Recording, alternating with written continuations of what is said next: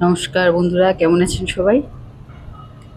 আগের ভিডিওতে আপনাদের একটা কথা বলেছিলাম, আজ সেখান থেকেই শুরু করব।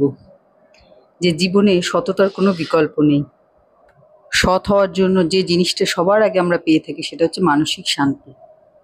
মনের দিক থেকে আমরা যখন পরিষ্কার থাকি, অনেস্ট থাকি, তখন আমাদের নিজেদের চোখেই কিন্তু নিজেদের সম্মান অনেকখানি বেড়ে যায়।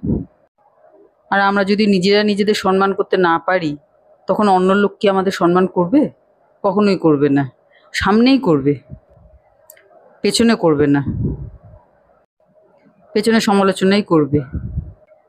অন্য লোকের কথা বাদই দিলাম, আমরা নিজেরা যদি সঠিক পথে থাকি, তাহলে সবার প্রথম ঈশ্বরের আশীর্বাদ থাকে আমাদের মাথার উপর। দ্বিতীয়ত, আমাদের এনার্জি থাকে অনেক হাই, এবং তার ফলে আমাদের অনেক কঠিন কাজ কিন্তু সহজ হয়ে যায়। তবে হ্যাঁ, সঠিক পথে থাকতে গেলে, সৎ পথে থাকতে গেলে জীবনেও প্রচুর স্ট্রাগল আসে, এবং সেই স্ট্রাগলের মধ্যে আমরা যদি টিকে থাকতে পারি, তাহলে দিনের শেষে আমরাই কিন্তু জয়ী। আমাকে অনেকেই যেমন অ্যাডভাইস করে যে সবসময় সত্যি কথা বলতে নেই, এখনকার দিনে অত সৎ থাকা ঠিক নয়।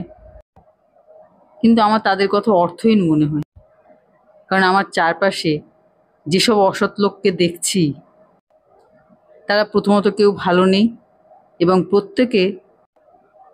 প্রত্যেকে নিজে নিজে কর্মের ফল ভোগ করে চলেছে। কারণ আমরা যে কর্মই করি না, কিন্তু তার ফল কিন্তু আমাদের ভোগ করতেই হবে।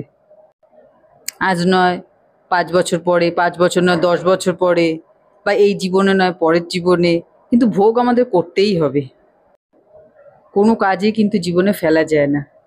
ভালো কাজ করলেও তার ফল যেমন আমরা পাবো, আবার খারাপ কাজ করলেও কিন্তু তার ফল আমরা পাবো। এবার আপনারা হয়তো বলবেন যে খারাপ কাজ করেও অনেক লোক ভালো থাকে কি করে? তো সে বিষয়ে অন্য কোনো ভিডিওতে আপনাদের সাথে কথা হবে। অনেকে ভালো কাজ করেও খারাপ থাকে, আবার অনেকে খারাপ কাজ করেও ভালো থাকে। আমি বহু মানুষকে দেখেছি। তবুও সবাইকে বলবো যে সবসময় ভালো কাজ করতে থাকুন। কখন কোথায় কোন ভালো কাজের ফল আপনাদের জীবনে পেয়ে যাবেন, তখন নিজেকে মনে করবেন পৃথিবীর সবথেকে সুখী মানুষ। আর আপনার ভালো কাজের ফল আগামী দিনে আপনার ছেলেমেয়েরাও পাবে। সেটাও কিন্তু আমাদের জীবনের একটা বিরাট পাওনা, তাই না বলুন?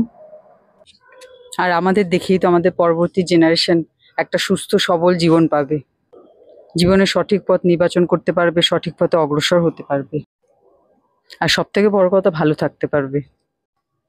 ভালো থাকাটাও কিন্তু আজকের দিনে একটা বিরাট চ্যালেঞ্জ, কারণ এখন বেশিরভাগ ছেলেমেয়েরাই ডিপ্রেশন, অ্যাংজাইটি এসব নিয়ে ঘুরে বেড়াচ্ছে, যা আমাদের সময় একদমই ছিল না।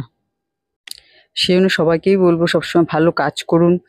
আমাদের আশপাশে প্রকৃতি, পরিবেশ সব কিছুর প্রতি একটু সহানুভূতিশীল হন, যাতে আমাদের পরবর্তী জেনারেশন আমাদের কাছ থেকে ভালো কিছু শিখতে পারে। কারণ শুধুই নিজেকে নিয়ে বাঁচার মধ্যে কিন্তু কোনো আনন্দ নেই, ঠিক কিনা বলুন?